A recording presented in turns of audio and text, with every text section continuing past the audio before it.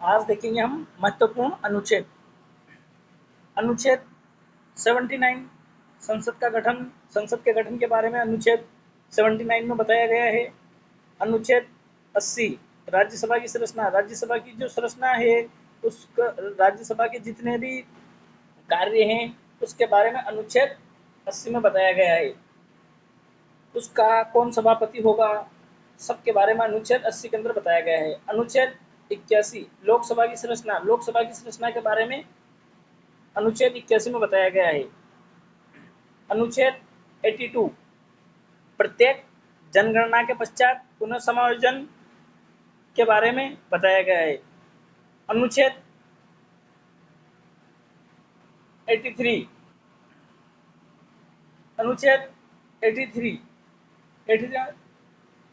संसद के सदस्यों की अवधि, यानी कि संसद के जो सदस्य होंगे उनका कितना कार्यकाल होगा, क्या क्या होगा, उसके बारे में 83 में। अनुच्छेद 84 संसद की सदस्यता के लिए अर्हता।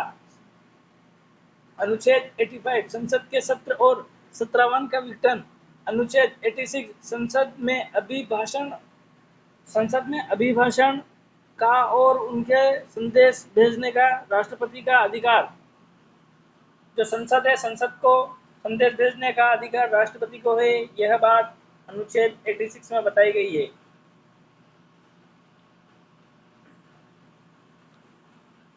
अनुच्छेद 87 राष्ट्रपति का विशेष अभिभाषण।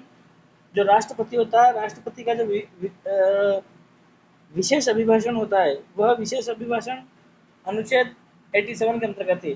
अनुच्छेद 88 संसाधनों के बारे में मंत्री और महान्यायवादी के अधिकार।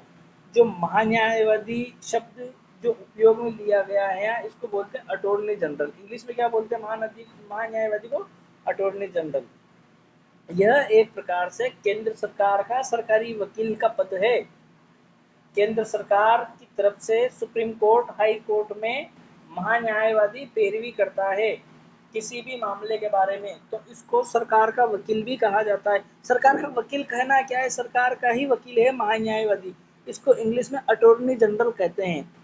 जब भी केंद्र सरकार और राज्य सरकार के बीच विवाद हो, या केंद्र सरकार या किसी आयोग को लेकर के, या कोई भी ऐसा प्रावधान बनाती है संसद जिसके अंदर सुप्रीम कोर्ट को लगता है कि यह प्रावधान कहीं ना कहीं न्यायिक शक्ति को कमजोर करेगा, या जनता के हित के लिए नहीं है, या जो सरकार ने जो बनाया है, अभी संशोधन किया है, इसमें कहीं ना कहीं अगर सुप्रीम कोर्ट को कुछ भी बात लगती है, तो फिर सुप्रीम कोर्ट उसके बारे में संसद से सवाल जवाब करती है, जवाब पूछती है राष्ट्रपति के जरिए। वो एक लंबा प्रोसेस होता है।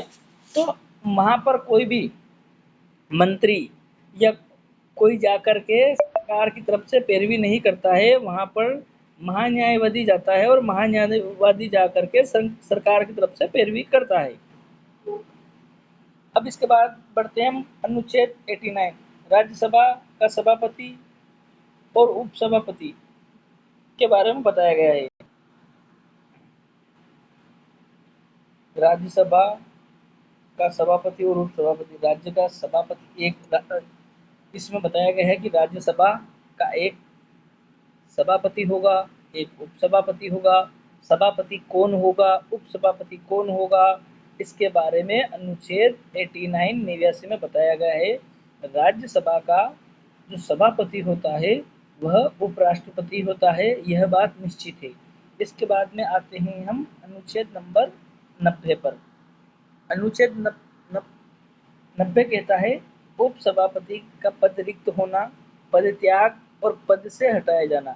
यानी कि इसके अंदर कहा गया है कि उपसभापति जो कि उपराष्ट्रपति होते हैं, हो सकता है पद रिक्त हो जाए, या वो पद से त्याग पत्र दे दे, या फिर उनको पद से हटाया गया हो। और उस समय पर अगर पद खाली हो तो उस समय की क्या व्यवस्था रहेगी, इसके बारे में अनुच्छेद 90 में बताया गया है। इसके बाद हम चलते हैं यहाँ पर अनुच्छेद 91। अनुच्छेद 91 कहता है सभापति के पद के कर्तव्यों का पालन करने या सभापति के रूप में कार्य करने की उपसभापति का अन्य व्यक्तियों की शक्तियां, यह बात 91 में कही गई है। इसके बाद में आता है 92। जब सभापति या उपसभापति को पद से हटाने का कोई संकल्प विचाराधीन है, तब उसका पिटा उसका पीठासीन न हो। मतलब इसमें यह कहा गया है 92 में कि जैसे कि मान लीजिए सभापति जो सभापति होता है या उपसभापति होता है, अगर उसको हटाया जा रहा है, मान लीजिए लोकसभा के अध्यक्ष श्रीमान ओम बिरला जी को अगर पद से हटाया जा रहा है, तो जो वहां पर जो बहस होती है संसद के अंदर, जो कार्य होता है और जो बहुमत से पास होता है, उस समय उन सारी बातों का जो लेखा जोखा होता है वो अध्यक्ष के पास रहता है। परंतु उस समय पर अध्यक्ष ओम बिरला जी नहीं रहेंगे। वैसे ही यहाँ पर कहा गया है कि जब भी अगर इनको हटाने की बात कही जाएगी और हटाने के लिए राज्यसभा में जब बिल लाया जाएगा, उस समय अगर सभापति के खिलाफ लाया है तो सभापति उस समय वर्तमान सभापति नहीं रहेंगे मौजूद सीट पर, वहां पर कोई दूसरा सभापति आकर के उस कार्य की पैरवी करेगा। वही वाली बात उपसभापति में। फिर इसमें बताया गया है 92 में लोकसभा का अध्यक्ष और उपाध्यक्ष। 92 में लोकसभा का अध्यक्ष कौन होगा, उपाध्यक्ष कौन होगा, इसके बारे में बताया गया है। फिर इसके बारे में आते हैं अनुच्छेद 94, अध्यक्ष और उपाध्यक्ष का पद रिक्त होना, पद त्याग और पद से हटाया जाना। 94 में बताया गया है कि जब अध्यक्ष या उपाध्यक्ष का पद रिक्त होगा, हटाया गया होगा, और जब पद खाली होगा तो उस समय किस प्रकार के क्या प्रावधान किए जाएंगे, वह सारी जानकारी अनुच्छेद 94 में दी गई है। इसके बाद अनुच्छेद 95 में कहा गया है अध्यक्ष के पद के कर्तव्यों का पालन करने या अध्यक्ष के रूप में कार्य करने की उपाध्यक्ष या अन्य व्यक्ति की शक्ति। फिर यहाँ पर कहा गया है 96 में जब अध्यक्ष या उपाध्यक्ष को पद से हटाने का कोई संकल्प विचाराधीन, तब उसका पीठासीन न होना। यह बात 96 में कही गई है कि जो भी मैंने आपको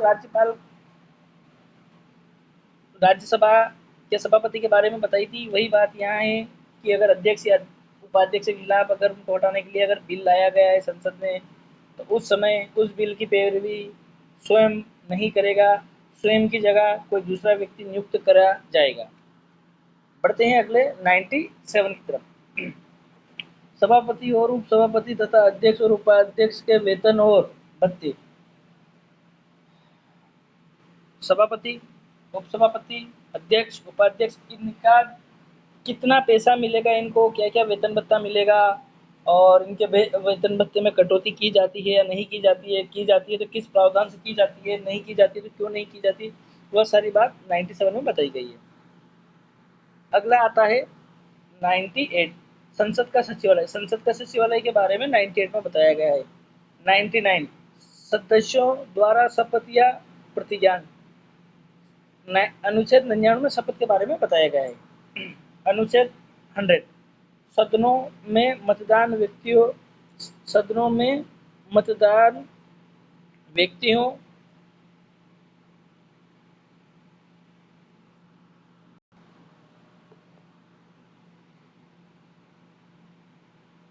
के मतदान रिक्तियों के होते हुए भी सदनों की कार्य करने की शक्ति और गुणपूर्ति।